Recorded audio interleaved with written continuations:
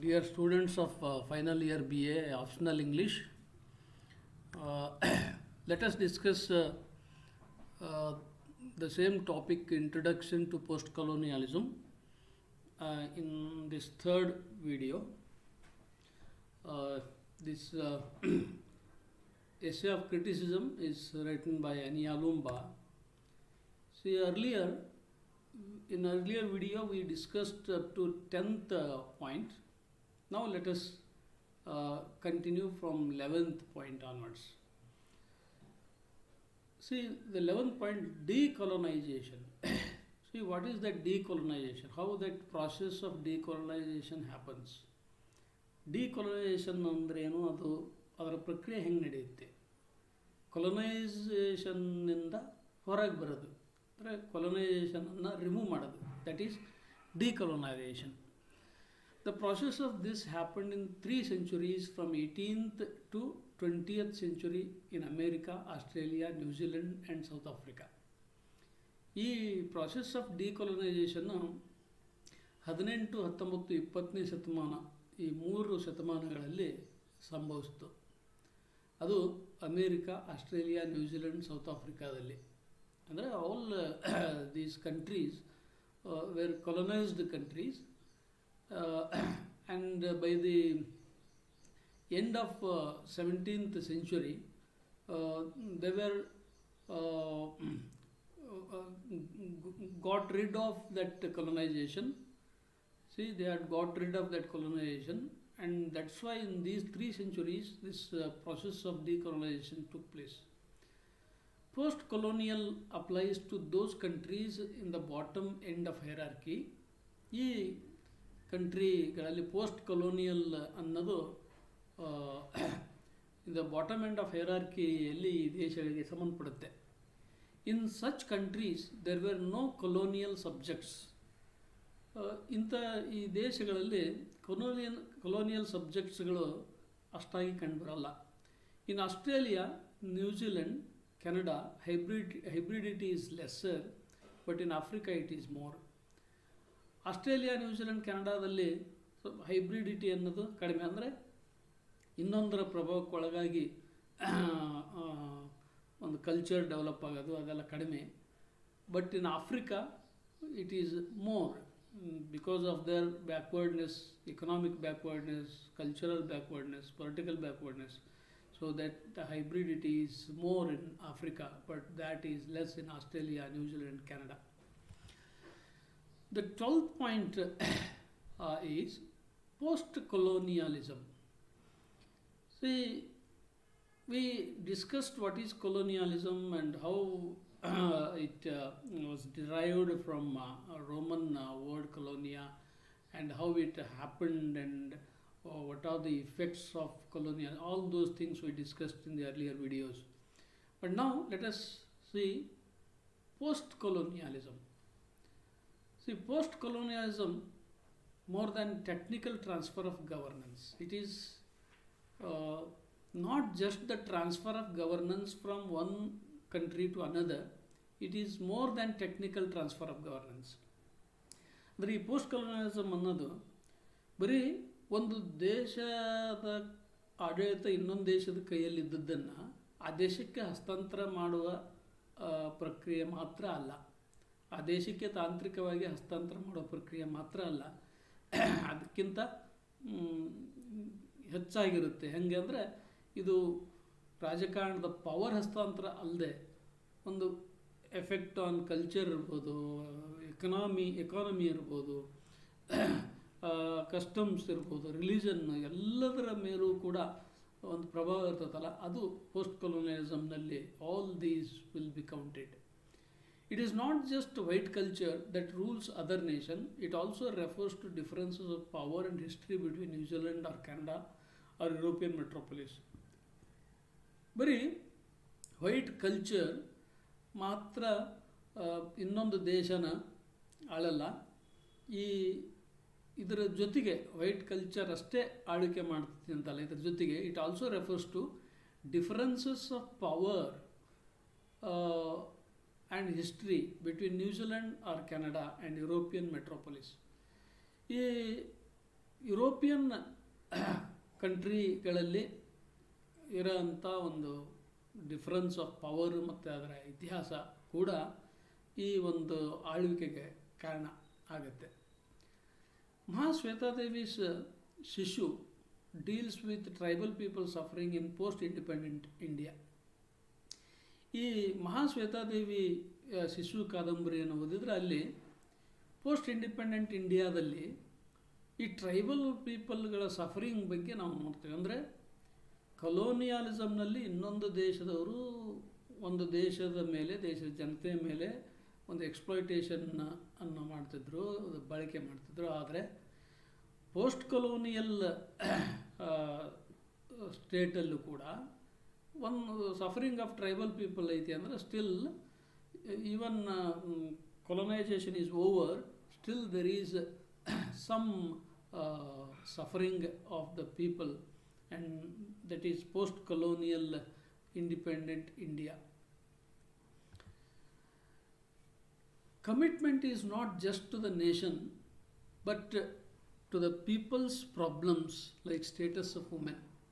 ಅಂದರೆ ಈ post colonial concept of ruling one nation ಅಂದರೆ ಹೆಂಗಿರುತ್ತೆ ಅಂದರೆ ಬರೀ ಅಧಿಕಾರವನ್ನು ಅನುಭವಿಸೋದು ಅಥವಾ ಬರೀ ದೇಶಕ್ಕೆ ಸಮರ್ಪಣಾ ಮನೋಭಾವದಿಂದ ಮಾತ್ರ ನಾವು ಆಳ್ವಿಕೆ ಮಾಡೋ ಹಾಗಿಲ್ಲ. But to the people's problems like status of women, fanaticism etcetera, ಅಲ್ಲಿಯ ಜನತೆಯ ಸಮಸ್ಯೆಗಳನ್ನು ಕೂಡ ನಾವು ಆಲಿಸಬೇಕು, ಅದಕ್ಕೆ ಪರಿಹಾರವನ್ನು ತಂದುಕೊಡ್ಬೇಕು. ಫೆನಾಟಿಸಿಸಮ್, ಅಲ್ಲಿರುವ ಅಂಧಕಾರದ ವಿರುದ್ಧ ಕೂಡ ನಾವು ಹೋರಾಡಬೇಕು. In other way colonisation happens within the nation. ಇನ್ನು ಪೋಸ್ಟ್ ಕೊಲೋನಿಯಲ್ ಸ್ಟೇಟ್ಗಳಲ್ಲಿ once again that colonisation happens within the nation ಅನ್ನೋ ಇನ್ನೊಂದು ವಾದ ಏನಂದರೆ, ಇಲ್ಲಿ ಉಳ್ಳವರು ಹ್ಯಾವ್ ನಾಟ್ಸ್ಗಳ ಮೇಲೆ ಒಂದು ಕೊಲೊನೈಸ್ ಮಾಡ್ತಾರೆ. Against the legacies of colonialism, protection of our culture, resistance against western culture are the prime responsibilities after colonialism. ಈ ಕೊಲೋನಿಯಲಿಸಮ್ದ ನಂತರ ಇನ್ನೊಂದು ದೊಡ್ಡ ರೆಸ್ಪಾನ್ಸಿಬಿಲಿಟಿ ಏನಂದರೆ, ಈ ಲೆಗಸೀಸ್ ಆಫ್ ಕೊಲೋನಿಯಲಿಸಮ್ ಏನು ಅಂದರೆ, ನಮ್ಮ ಕಲ್ಚರು ಮತ್ತು ವೆಸ್ಟರ್ನ್ ಕಲ್ಚರ್ನ ಪ್ರಭಾವಕ್ಕೆ ಒಳಗಾಗಿ ವೀಕ್ ಆಗ್ತಾ ಹೋಗ್ತಾ ಇದೆ. ಅದನ್ನು ನಾವು ಪ್ರೊಟೆಕ್ಟ್ ಮಾಡುವಂಥ ಜವಾಬ್ದಾರಿ ನಮ್ಮ ಮೇಲೆ ಇದೆ. So that is something we have to see in the post-colonial duration. So, directions of discussions. So, all these discussions have given us some guidance. What is that? Dealing post-coloniality from decolonization. Alva tells us that we have to keep separately post-coloniality from decolonisation. Alva ಹೇಳೋದ್ರ ಪ್ರಕಾರ post ಕೊಲೋನಿಯಾಲಿಟಿಯನ್ನು ಡಿಕೊಲೊನೈಸೇಷನ್ನಿಂದ ಪ್ರತ್ಯೇಕವಾಗಿ ನೋಡಬೇಕು. ಅಂದರೆ ಡಿಕೊಲೊನೈಸೇಷನ್ನು ಮತ್ತು post ಕೊಲೋನಿಯಾಲಿಟಿ ಅನ್ನೋದು ಎರಡೂ ಒಂದೇ ಆಗಿ ನೋಡಬಾರ್ದು. We have to be alert against global operation of capitalism. ಇದ್ರ ಜೊತೆಗೆ ಈ ಜಾಗತಿಕ ಮಟ್ಟದ ಒಂದು ಬಂಡವಾಳಶಾಹಿಯ ಒಂದು ಆಪರೇಷನ್ ಏನಿದೆ, ಜಾಗತಿಕ ಮಟ್ಟದ ಬಂಡವಾಳಶಾಹಿಯ ಒಂದು ಕಾರ್ಯಾಚರಣೆ ಏನೈತಲ್ಲ, ಇದ್ರ ಬಗ್ಗೆ ತುಂಬ ನಾವು ಎಚ್ಚರಿಕೆಯಿಂದ ಇರಬೇಕಂತೆ. The minority in the west suffer colonial exploitation. ಈ ವೆಸ್ಟಲ್ಲಿ ಮೈನಾರಿಟಿಗಳು ಕೊಲೋನಿಯಲ್ ಎಕ್ಸ್ಪ್ಲಾಯ್ಟೇಷನ್ನಿಂದ ಸಫರ್ ಆಗ್ತಾ ಇದ್ದಾರೆ in culture roots and culture reconstruction. Because in the colonisation process, there happened the shifting of the people from one country to another. As a result, the people of one country became the minority in another country, and that minority is being exploited by the natives. ಈ ನೇಟಿವ್ಸ್ಗಳಿಂದ exploit ಆಗ್ತಾ ಇರುವ ಒಂದು ಉದಾಹರಣೆಗಳನ್ನ ನಾವು in post colonial ಎರಾದಲ್ಲಿ ನೋಡ್ತೀವಿ. So ಅದು culture ಕಾರಣದಿಂದ ಇರ್ಬೋದು, community race ಕಾರಣದಿಂದ ಇರ್ಬೋದು, ಲ್ಯಾಂಗ್ವೇಜ್ ಕಾರಣದಿಂದ ಇರ್ಬೋದು. For this the best examples R south Africa, African Americans. ಈ ಒಂದು ಮೈನಾರಿಟಿ ವೆಸ್ಟಲ್ಲಿ ಸಫರ್ ಆಗ್ತಾ ಇರೋದು, ಎಕ್ಸ್ಪ್ಲೈಟೇಷನಿಂದ ಸಫರ್ ಆಗ್ತಾ ಇರೋದಕ್ಕೆ ಬೆಸ್ಟ್ ಎಕ್ಸಾಂಪಲ್ಲು ಸೌತ್ ಆಫ್ರಿಕಾ ಮತ್ತು African Americans. Because Africans who are living in America are suffering a lot due to their color, due to their race. So that's what we have to be alert about. By that time, there were laws against mixed marriages. But in the play Othello, we see black actress in main role. ಈ post colonial ಎರಾದಲ್ಲಿ colonial ಎರಾದ ಒಂದು effect ಹೆಂಗೆ ಉಳ್ಕೊಂಡು ಬಂತು ಅಂದರೆ, ಈ mixed ಮ್ಯಾರೇಜಸ್ಗಳ ವಿರುದ್ಧ ಕಾನೂನುಗಳು ಇದ್ವು. ಅಂದರೆ ಈ ಕೊಲೊನೈಸಿಂಗ್ ಕಂಟ್ರಿಗಳಲ್ಲಿ ಅಂದರೆ ಬ್ಲ್ಯಾಕ್ ಪೀಪಲ್ಲು ವೈಟ್ ಪೀಪಲ್ಗಳನ್ನ ಮದುವೆ ಆಗಿರಲಿಲ್ಲ. ಆದರೆ ಅದಕ್ಕೆ ವಿರುದ್ಧವಾಗಿ ನಾವು ಅಥೆಲೋ ನಾಟಕದಲ್ಲಿ ಒಬ್ಬ ಬ್ಲ್ಯಾಕ್ ಆ್ಯಕ್ಟ್ರೆಸ್ ಮೇನ್ ರೋಲ್ನಲ್ಲಿ ನಮಗೆ ಕಂಡು ಬರ್ತಾಳೆ. So it is the drama about black marrying to live in the white society. ಈ ನಾಟಕ ನೋಡಿದ್ರೆ ಅಲ್ಲಿ ಒಬ್ಬ ಬ್ಲ್ಯಾಕ್ ವುಮನ್ನ ಮದುವೆ ಆಗಿ ವೈಟ್ ಸೊಸೈಟಿಯಲ್ಲಿ ಬದುಕುವ ಒಂದು ಚಾಲೆಂಜನ್ನು ಅವಳು she has been taking up that challenge of living in white society by marrying the white man. So let us move on to the next point. 14th point, colonialism in 84.6% over the globe. ಅಂದರೆ ಈ ಕೊಲೋನಿಯಾಲಿಸಮ್ ಅನ್ನೋದು ಇಡೀ ಜಗತ್ತಿನಲ್ಲಿ 84.6% ಪ್ರಮಾಣದಲ್ಲಿ ಐತಂತೆ. ಅಂದರೆ ಜಗತ್ತಿನ ಎಲ್ಲ ದೇಶಗಳಲ್ಲಿ 84.6 ಪ್ರಮಾಣದ ದೇಶಗಳಲ್ಲಿ ಈ ಕೊಲೋನಿಯಲಿಸಮ್ ಕಂಡು ಬಂದೈತಿ. Throughout the world there are more than 84% countries they underwent colonization.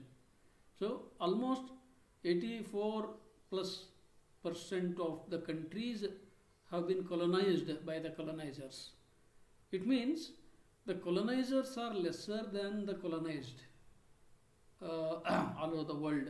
They are still under the impact of colonization in terms of culture, economic, trade, political hegemony. So all these 84% of the countries in the world are still under the impact of colonization in terms of culture, economy, trade, political hegemony. ಅಂದರೆ ಈ ದೇಶಗಳು ಕೊಲೊನೈಸೇಷನ್ ಅನ್ನೋದು ಮುಗಿದು ಹೋದ ಮೇಲೂ ಕೂಡ ಈ ಕಲ್ಚರ್ನ ದೃಷ್ಟಿಯಲ್ಲಿ, ಎಕಾನಮಿಯ ದೃಷ್ಟಿಯಲ್ಲಿ, ಟ್ರೇಡಿನ ದೃಷ್ಟಿಯಲ್ಲಿ, ಪಾಲಿಟಿಕ್ಸ್ನ ದೃಷ್ಟಿಯಲ್ಲಿ ಇನ್ನೂ ಅವು ಕೊಲೊನೈಸೇಷನ್ನಿನ ಒಂದು ಇಂಪ್ಯಾಕ್ಟ್ನಲ್ಲೇ ಇದು, ಕೊಲೊನೈಸೇಷನ್ನಿನ ಒಂದು ಪ್ರಭಾವದೊಳಗೆ ಅವು ಬಳಲ್ತಾ ಇದ್ದಾವೆ.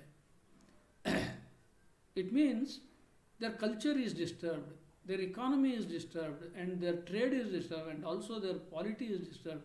Still, it is not yet set right to the maximum level. So that's how they are supposed to look after their elements like this. Then the 15th point, Oriental and Occidental binaries. As a result of colonialism, the world is being looked at with 2 points of views: Oriental and Occidental binaries.